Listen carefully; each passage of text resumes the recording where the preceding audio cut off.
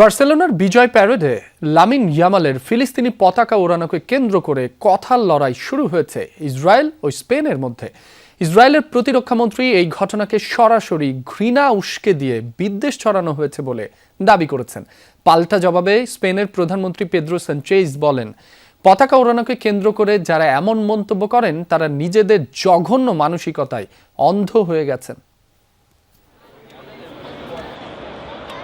লা লিগা জয়ের উৎসবে যখন মাতোয়ারা বার্সেলোনা, ঠিক তখনই শহর জুড়ে জমায়েত হওয়া লাখ লাখ সমর্থকের সামনে ফিলিস্তিনের পতাকা মেলে ধরলেন তরুণ তুর্কি লামিন ইয়ামাল। তার এই একটি ছবি এখন বিশ্বজুড়ে আলোচনার কেন্দ্রবিন্দুতে।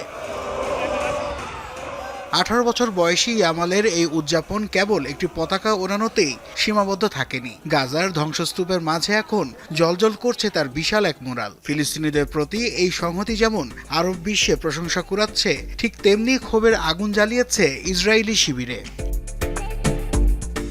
ফিলিস্তিনের প্রতি ইয়ামালের সহমর্মিতাকে সরাসরি ঘৃণা উস্কে দেয়া বলে আখ্যা দিয়েছেন ইসরায়েলের প্রতিরক্ষামন্ত্রী ইসরায়েল কাটজ। সামাজিক যোগাযোগ মাধ্যমে তিনি অভিযোগ করেন, যখন ইসরায়েলি সেনারা হামাসের বিরুদ্ধে লড়ছে তখন ইয়ামাল বিদ্বেষ ছড়াচ্ছেন। এমনকি বার্সেলোনা ক্লাবকে এই আচরণ থেকে নিজেদের দূরে সরিয়ে নেয়ার আহ্বানও জানান তিনি। তবে ইসরায়েলি মন্ত্রী সেই সমালোচনার জবাব দিয়েছেন স্বয়ং স্পেনের প্রধানমন্ত্রী পেদ্রো সানচেজ। তিনি জানান, ইয়ামালের মতো কোটি স্প্যানিশ নাগরিক এই সংহতি মনে প্রাণে ধারণ করেন। একটি রাষ্ট্রের পতাকা উড়ানোর বিষয়টিকে যারা ঘৃণা উস্কে দেয়ার বলে মনে করছেন তারা হয় হিতাহিত জ্ঞান হারিয়েছেন, নয়তো নিজেদের জঘন্য মানসিকতায় অন্ধ হয়ে গেছেন। লামিন কেবল ফিলিস্তিনের প্রতি সেই সংহতি প্রকাশ করেছেন যা কোটি কোটি স্প্যানিশ নাগরিক মনে প্রাণে ধারণ করেন। তার জন্য গর্বিত হওয়ার এটি আরও একটি বড় কারণ। ধর্মপ্রাণ মুসলিম হিসেবে পরিচিত ইয়ামাল এর আগেও বর্ণবাদ ও মুসলিম বিদ্বেষের বিরুদ্ধে সোচ্চার ছিলেন।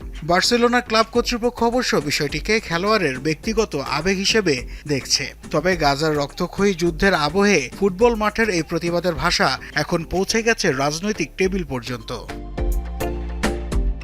নাসিফ শুভ, যমুনা স্পোর্টস।